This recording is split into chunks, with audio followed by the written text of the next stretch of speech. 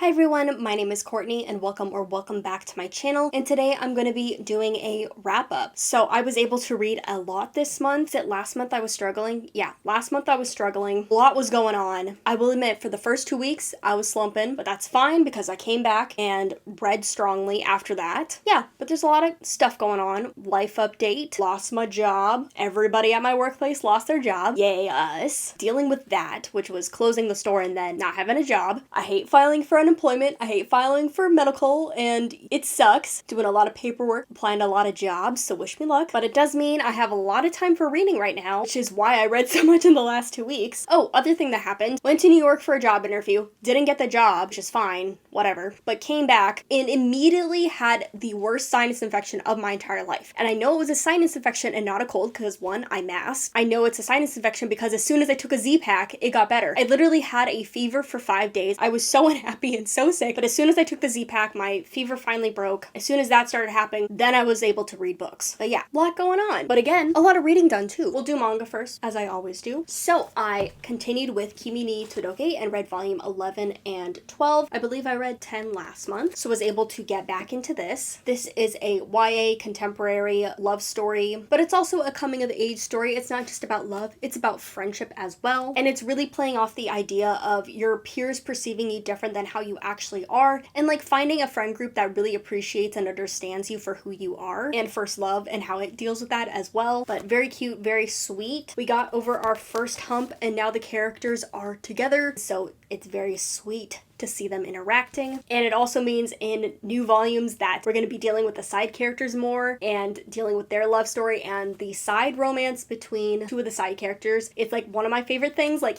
even more so than the main love story, so I'm very excited to see them. But yeah, it was great to get back into that world, to get back into those books. And it reminds me, I do really like shoujo romance. I just don't like everything. And so I gotta continue with the series that I actually really enjoy. And then the last manga I read was Skip and Loafer Volume 1. This is one of the tentative series I'm thinking of collecting. Like the next series I'll collect after I finish Kimi ni Todoke is technically a seinen, I believe. It might be josei, but it's basically an adult series, even though it takes place in high school. It's technically geared towards adults, in Japan at least. But this was one of my favorite animes of last year, and so it's something that I've wanted to read and potentially collect. So I got the first volume to read it. I've actually read the entire thing online, so this is me getting the physical print. Like I said, I might continue and buy the whole series. I might just have this one, but I enjoyed reading this first volume at least. But this is a high school story. It's about our main character Mitsumi, who is from a very small rural town, and she decides to go to Tokyo to pursue her future career. It's her first year of high school, but she already knows what she's gonna be when she grows up. She's gonna work in the government and be this like big government person, and then eventually retire to her hometown and like fix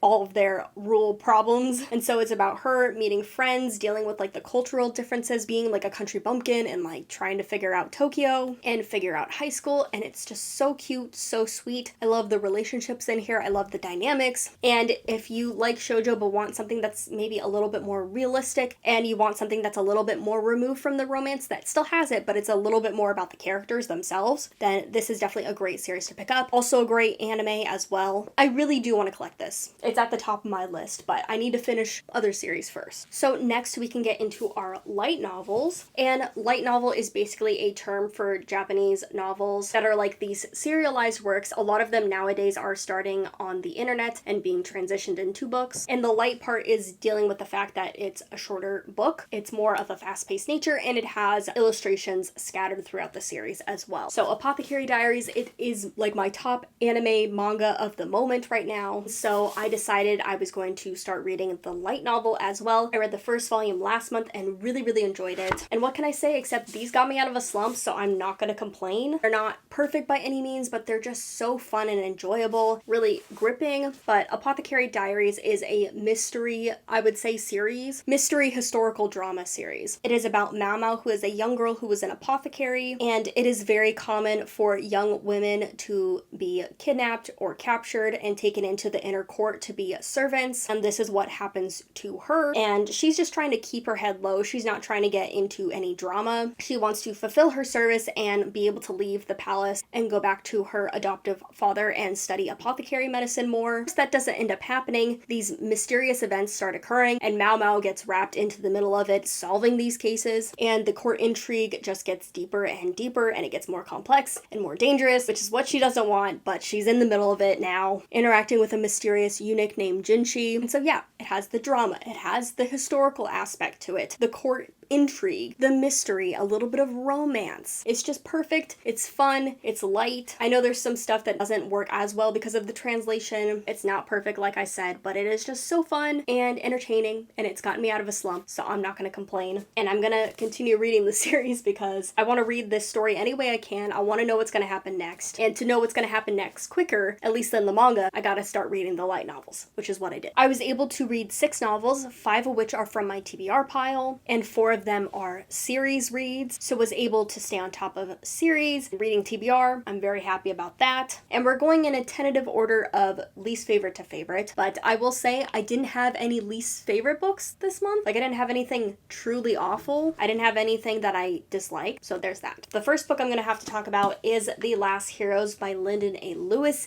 and man, this book is heavy. It doesn't look especially big, especially for a sci-fi novel, but let me just tell you it is. This is a 600-page book. It's just using the Bible pages, and yeah, oh my god, it hurts to hold up. This is the 3rd and final book in the First Sisters trilogy, and this is a sci-fi series that's multi-POV and following very different sides of like this space war, I guess you would say, between humans. So there's kind of these different fractions of humans in the distant future. We are following one person who is part of like the military force of this very advanced, technologically focused kind of society. And then our second main character is like in this religious leadership cult kind of thing called the Sisterhood. And they're basically somewhere between nun and comfort woman for the soldiers of their society, but they are very like anti-technology, AI, anything programmed into a person. And then there are some other fractions as well. There is a society of people that are more aligned with Earth and consider themselves like the last of like Earth's real colony that are kind of living on these junk spaceships. That's one of my favorite groups that isn't super explored, but I had to mention it. We have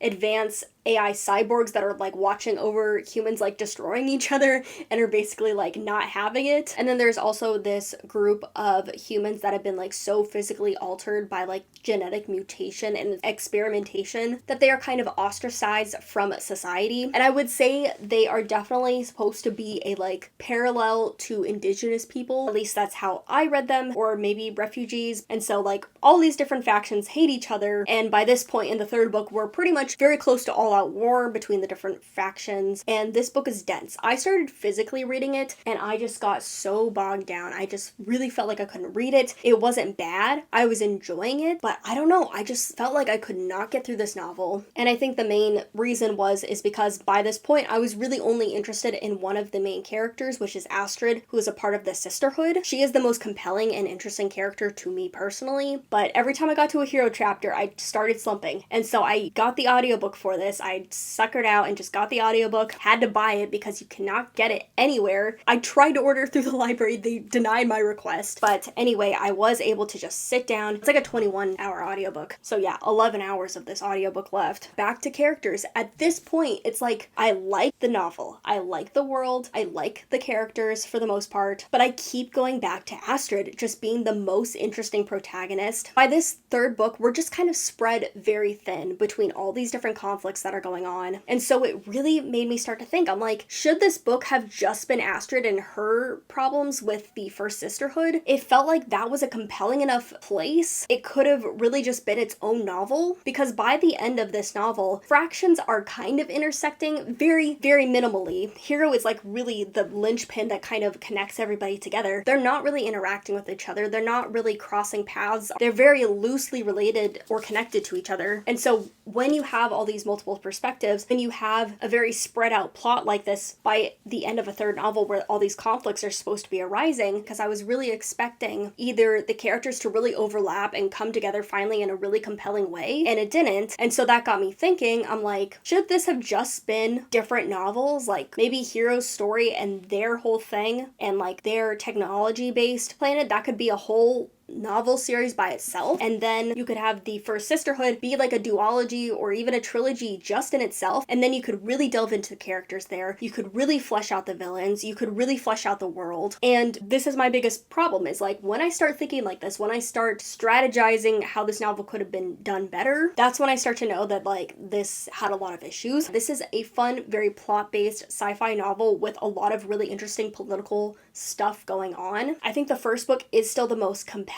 story-wise, writing-wise, how they used different media formats. The second book was good, but that's where we're starting to see a couple of the problems that really became pronounced in this third book. Mainly being that we're spread too thin, that for me at least, one of the characters became more compelling than the rest of the perspectives, and then it had me wondering if this book should have just been about one thing. I would still recommend this series because it is mostly pretty strong in a lot of aspects. I would say it's like a 3.5 series for me. I just get in my brain and I get down like a rabbit hole of thinking, and then I kind of get stuck. I think for most people this is going to be fast-paced and enjoyable, and overall I got through the series like in under 2 years, so I do think it is a very strong series. I wasn't dreading reading any of the books that much until I got halfway through this third one. I just feel like I'm really talking down about all my problems with this book, but like really this series is really good. I'm looking forward to what the author writes in the future. I believe this was their debut series, and there is a lot that's really strong about this series. The characters, the perspectives are really interesting. I really enjoyed a lot of the side characters. It's diverse, it's queer. There's a lot going on that makes this story really compelling and interesting to follow. It's a political sci-fi. It doesn't have just wishy-washy political stuff. It actually has like real problems that it's addressing and thinking about. So much so that that's where my problems arose, because I wanted more. I thought it could have done even more. So maybe this could have been 4 books. Maybe this could have been different stories. Either way, it's still enjoyable, still something I would recommend. It was a 3-star book overall, like a 3.5-star series. But getting into my next book, I have Percy Jackson and the Olympians, Wrath of the Triple Goddess, which is book 2 in this possibly final Percy Jackson series. At least it'll be final for me. I think this is where I'm going to wrap up my Percy Jackson journey. Not because I didn't enjoy this. I do enjoy this. I've read every single Percy Jackson series and Rick Riordan series so far, but I'm really excited to see Percy's journey come to a close. But I read this as an audiobook, and I do think that's the way to go for me. It's just something cute and fun and silly to put on the background for a couple hours and just enjoy. So this is like a 3 out of 5 star series for me. This is like a 3 out of 5 star book. It's very solid, very fun, definitely great for middle grade readers, which I'm not anymore. But the one thing I really did enjoy about this book in particular was that it wasn't a fetch quest. I believe the first book was a fetch quest, was it? I can't remember. But I feel like a lot of these kind of middle grade books, especially the Percy Jackson series, end up kind of being a fetch quest. But Rick Riordan is always good about making it interesting and not just making it basic, go get MacGuffin, lose MacGuffin, whatever. So this book series is following Percy Jackson. For his senior year, he has to get 3 recommendation letters from God so that he can go to college. And in the second book, he is helping Hecate, goddess of magic, and he's house sitting for her in New York City for pet sitting. And it's funny. The next book I have is a book I read via the library on audiobook, and that is going to be a Banh Mi for 2. Here's my little book representation. There it goes. This is a book I was interested in, had on my reading list, needed an audiobook, picked up this one. I just needed a quick, cute, fun, contemporary novel, and this ended up being that. I'm actually working on a review of this, so look forward to that. But I will say it's cute, it's sweet, it's dual perspective, and it has a lot of depth and really compelling character dynamics and character journeys. So just really solid 3 out of 5 star read. But it's basically about Vivi and Lan. Lan lives in Saigon, and she is helping her mom run their family's Banh Mi stall. Her father passed away 4 years ago, and she feels like she has to give up her personal dreams so that she can help her mother. And Vivi is a Vietnamese American student that is in Saigon for the summer, but she lied and she's really in Vietnam to find her family, to reconnect with her heritage, and to hopefully meet her favorite food vlogger, who happens to be Lan. So they connect. Just a cute romance, but a lot of family stuff going on as well. Again, really good, compelling, coming of age story, YA sci sapphic novel. The next book I have on here is The Duke's Sister and I by Emma Claire Sunday. This is a Harlequin historical novel, and whenever there's a queer one, I kind of try and pick them up because I'm intrigued. The last one ended up being just not great. It felt like a very in development project that wasn't quite up there yet, but this one was really, really good. I saw that this was available as an audiobook, which doesn't happen too often with Harlequins, as far as I'm aware, but it had a line. It had a lot of people that wanted to read this, I guess. I couldn't get it up from the library. I read it physically, and this is a historical Regency romance novel. It's short, it's sweet, it's punchy, it's just under 300 pages, but we have Loretta Linfield, who is going into the city of London to find her husband, as you do, even though it's something she's not really interested in, but she really feels that she has to be the perfect debutante, very demure. So she starts getting courted by this duke, and she runs into the duke's sister, which is Charlotte, and Charlotte is very roguish. She is definitely not the perfect debutante. She is also a painter. This is dual perspectives, so you're getting both of their character journeys. Like I said, this is very fast-paced. It's very short. There's a lot of ground it's trying to cover. I feel like for the most part, it does it really, really well, actually. I felt like the writing was really, really good in this book, too. This is her debut, but I did not feel like Emma Claire Sunday was a new writer in any means. So there were definitely some problems with pacing towards the end of this book, but overall, this was really good and really compelling. I'm thinking about doing a review of this one as well to let more people know about it because I feel like it's flying under the radar. There's a lot that I loved about this novel. There was a queer community. It was sapphic and sexy and cute and dramatic as hell, but so fun to be over the top with this. There were older queer side characters, which is always something I'm looking for as well. Yeah, I'm just looking for more by this author, and I hopefully will be talking about it more in the future because I do feel like it was such a fun read and more people would really enjoy this. The next book I have on here is Like Apothecary Diaries, another one that got me out of my reading slump, and that is going to be Lords and Ladies by Terry Pratchett. This is another book in the Witches series, which is a part of the bigger Discworld. So far, I have read Guards. That is the first Pratchett novel I read because that's where I was told to start. Look, I love The Night Watch, but I was immediately intrigued by the idea of these witches, and so that's where I decided to pick up after I had read Guards.